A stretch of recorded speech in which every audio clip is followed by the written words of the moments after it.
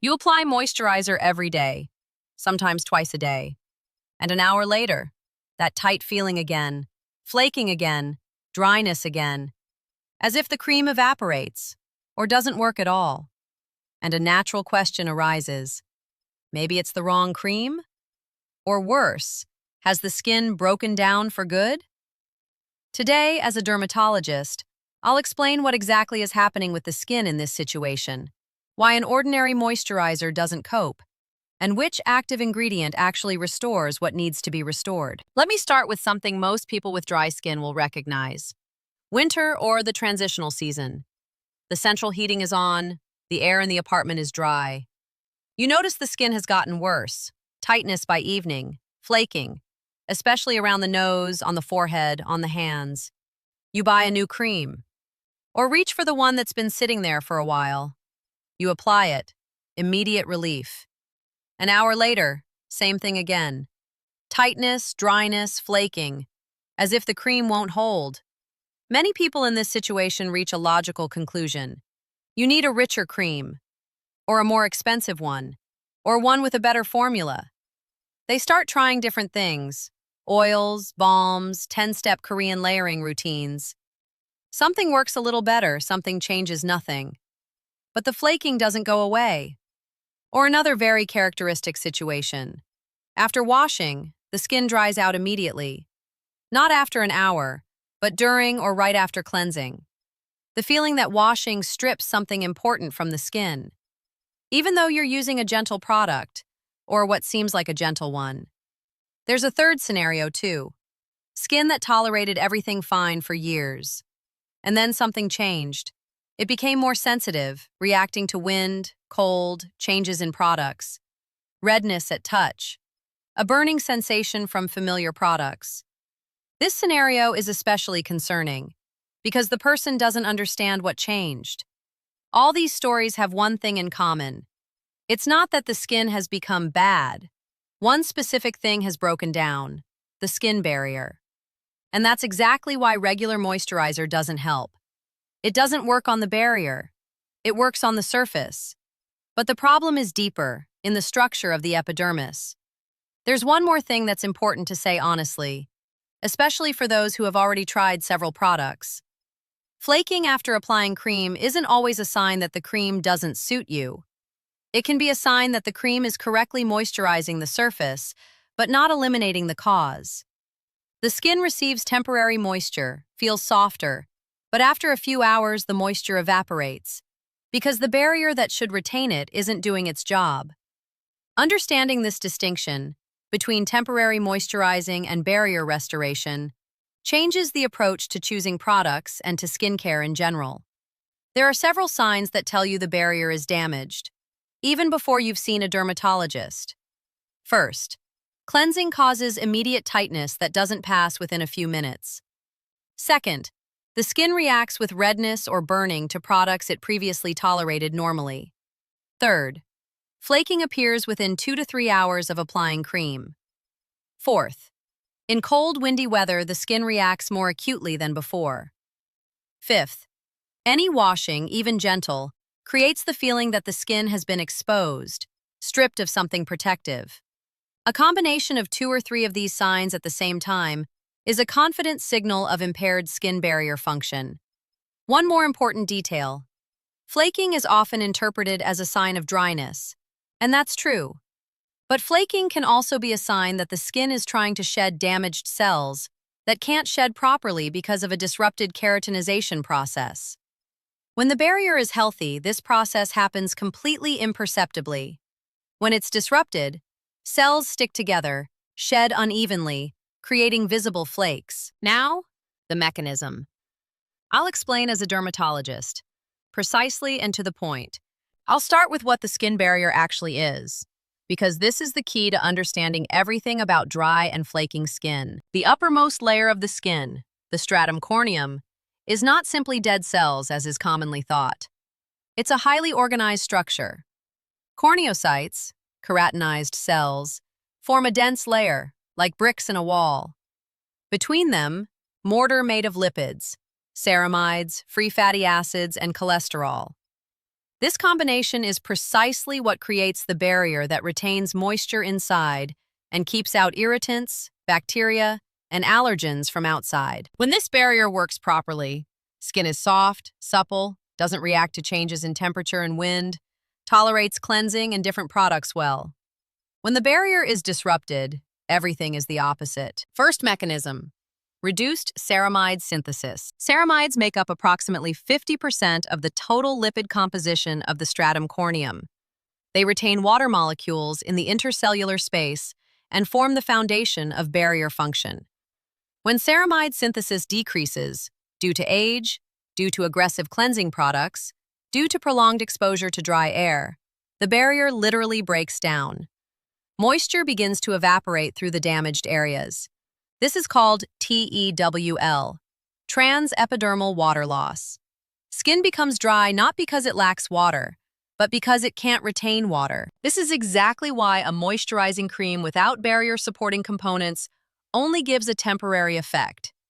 It adds moisture from the outside, but after a few hours, it still evaporates through the same damaged barrier. It's like trying to pour water into a cracked vessel. There's a simple home test to assess barrier condition. Apply a thin layer of any moisturizing cream to a small area of the forearm. After 2 hours, without washing or additional application, assess how that area feels. If the feeling of moisture is preserved, the barrier is sufficiently functional.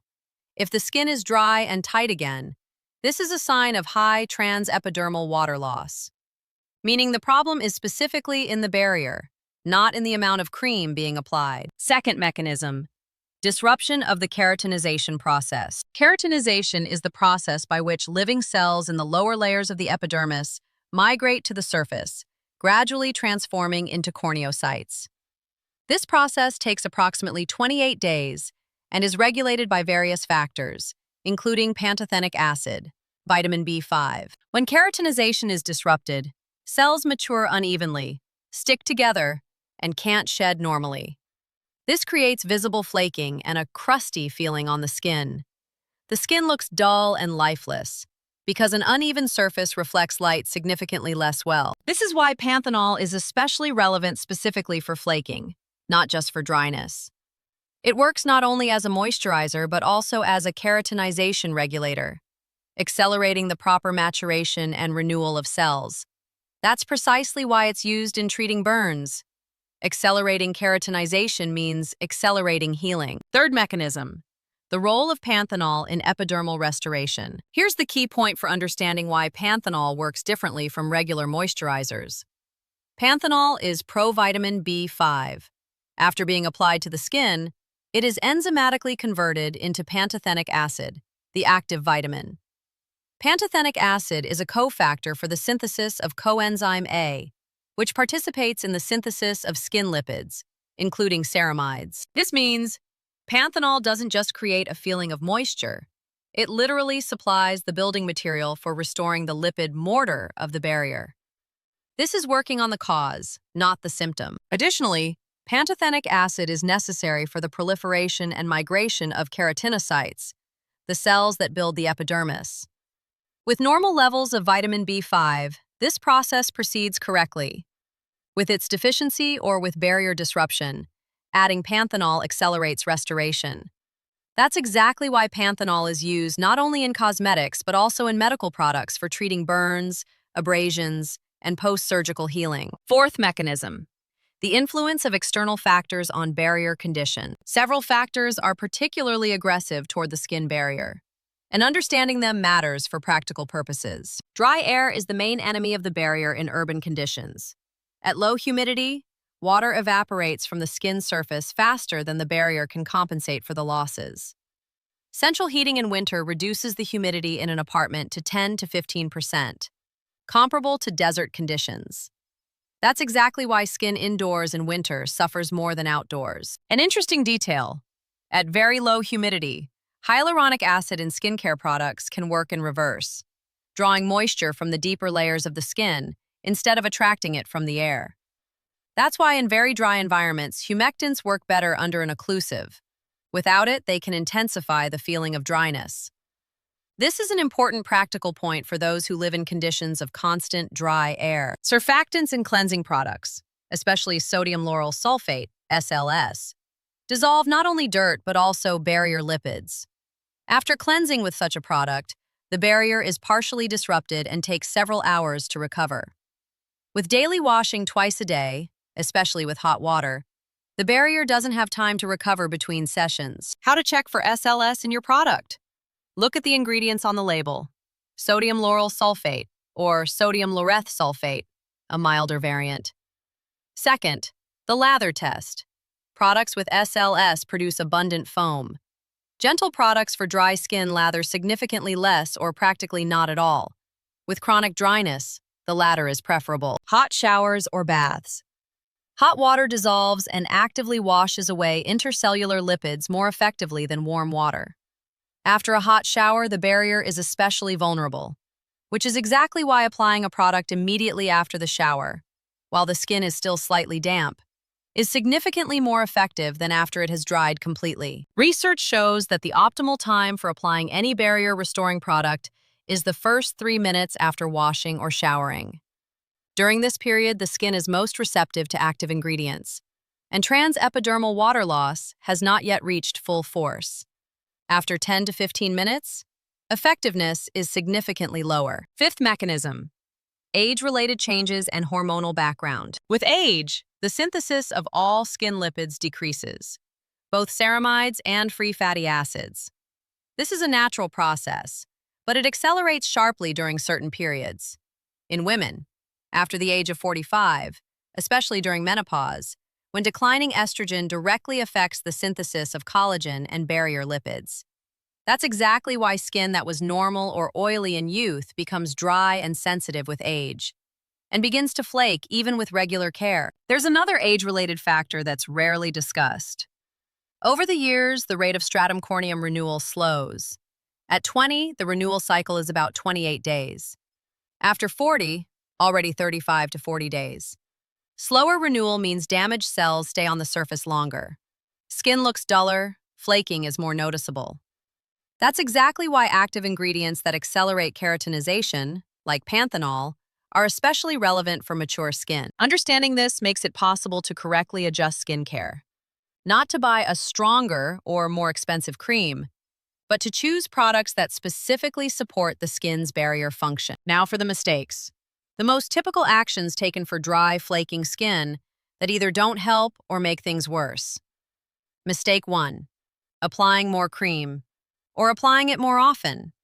The logic is understandable. If the cream isn't helping, you must not be using enough. In practice, if the barrier is damaged, the quantity of cream doesn't change the situation fundamentally. The cream will still work temporarily.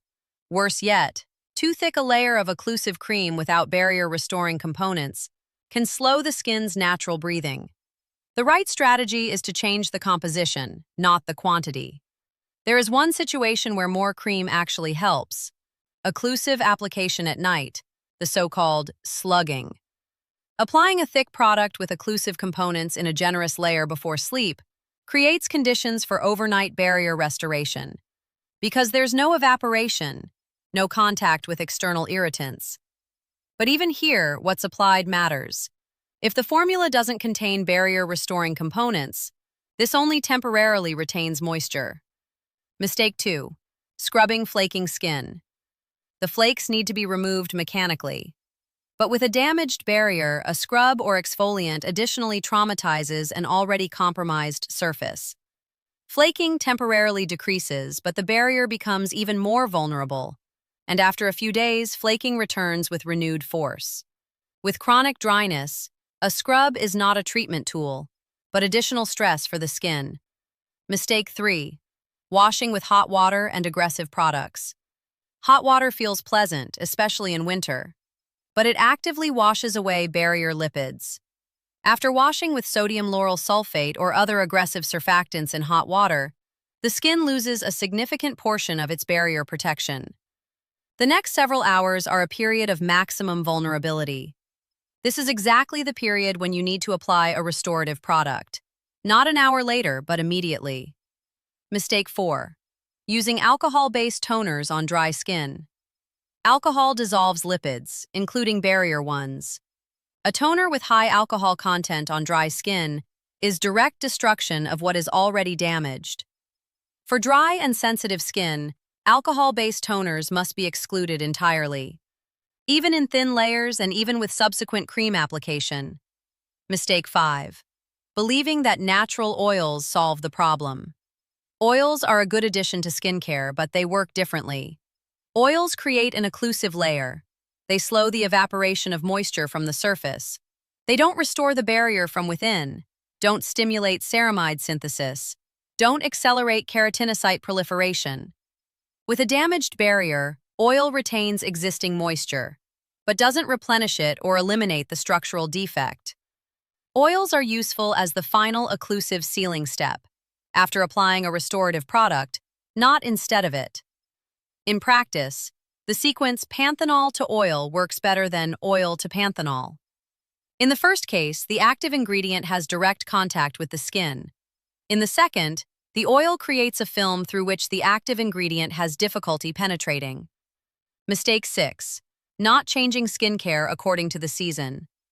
Skin in winter and summer is in fundamentally different conditions. In summer, humidity is higher. The barrier recovers better. The need for intensive care is lower. In winter, dry air, temperature fluctuations, and central heating create maximum load on the barrier. Continuing summer skincare in winter conditions means insufficient support during the most demanding period. Autumn, before the heating season begins, is exactly the right time to revisit and change your skincare routine. Now, what actually works for chronic dryness and flaking? The approach is multi-level because the barrier is a multi-level structure. First, gentle cleansing as the foundation of everything. A cleanser without sodium lauryl sulfate and without alkaline components is not an option, but a necessity for dry skin. Very mild surfactants, cocoa glucoside, decyl glucoside, mild betanines, cleanse the skin without destroying the barrier layer. Water temperature, warm, not hot. Movements, without friction. Second, applying product immediately after cleansing. Here's a practical point that's often overlooked. After cleansing, the skin is partially damp, and the barrier is maximally receptive to active ingredients. Applying product 3 to 5 minutes after washing while the skin is still slightly damp significantly increases its effectiveness compared to applying on completely dry skin. Moisture is sealed in under the layer of product. Third, choosing the right type of moisturization. There are 3 types of moisturizing components that work differently. Humectants, hyaluronic acid, glycerin, attract water from the air and from deeper skin layers. They're needed, but in dry air they can draw moisture from lower layers if the barrier is damaged. Emollients, oils, fatty alcohols, soften the skin and create a film. Occlusives, petrolatum, waxes, seal in moisture. Optimal skincare combines all 3 types, but with a damaged barrier, the primary task is specifically its restoration. Fourth, barrier restoring components. Ceramides, the most direct path to restoring the barrier mortar. Panthenol, through conversion to pantothenic acid, supports lipid synthesis and keratinocyte regeneration. Niacinamide, reduces transepidermal water loss and improves barrier function. Squalane, most closely resembles the composition of natural human sebum and integrates well into the barrier layer. Another ingredient worth knowing about, bisabolol. It has anti-inflammatory action and accelerates skin recovery. For redness and irritation associated with a damaged barrier, the bisabolol complements panthenol well. Products with this combination are especially suitable during periods of active irritation. These are the components to look for when choosing a product. On the specific product, in the next section. One more important nuance about the order of application. With a multi-step routine, first lighter textures with active ingredients, panthenol, niacinamide, then denser ones, emollients. The final step, if needed, is the occlusive. Disrupting this order reduces the effectiveness of each component. Fifth, managing air humidity. With chronic skin dryness during the heating season, a bedroom humidifier is not a luxury, but a therapeutic tool. 40 to 60% indoor humidity radically reduces the load on the barrier. At this humidity level, skin loses water several times more slowly than at 10%. This directly affects the severity of dryness and flaking. If there's no humidifier, the simplest way to raise humidity in a room, place a container of water on a radiator. This gives a less precise but real effect. To measure humidity, an inexpensive hygrometer, costs a few hundred rubles, will show the real picture. Many people are surprised to discover that with the heating on, the humidity in their apartment is 12 to 15%. Sixth, don't rub skin with a towel. Pat, don't rub. This isn't just a gentle care rule. Rubbing a towel on dry skin creates mechanical stress on an already damaged barrier. This is especially important for the skin of the face and hands, where the barrier is thinner. Gentle, careful patting, and immediately applying product without delay. Seventh, be patient. The barrier doesn't restore itself in a day. This is important to understand so as not to be disappointed and not to change products too often. The full renewal cycle of the stratum corneum is about 28 days. The first improvements with proper panthenol-based care are noticeable within 7 to 14 days. A stable result after 4 to 6 weeks. If you change your routine every week, no product will have a chance to show its real effect. Now specifically, about D-panthenol cream. I'll explain as a dermatologist what's in the formula, why it works specifically for flaking and a damaged barrier. The main active ingredient, panthenol. As we covered in the mechanism section, this is provitamin B5, which converts into pantothenic acid directly in the skin tissues. Pantothenic acid is necessary for the synthesis of coenzyme A, and through it participates in the synthesis of barrier lipids, including ceramides. This is a direct barrier-restoring function that most standard moisturizing creams don't have. The second significant component, lanolin. This is a natural emollient, similar in composition to the secretion of human sebaceous glands. It integrates excellently into the skin barrier structure, creates a soft occlusion, and retains moisture for a long time. Its molecules are small enough to penetrate between corneocytes and literally patch the gaps in a damaged barrier. An important caveat: a small percentage of people, around 1 to 2%, have contact sensitivity to lanolin. If redness or itching appears after first use, this isn't a reaction to panthenol, but a possible sensitivity to this specific component.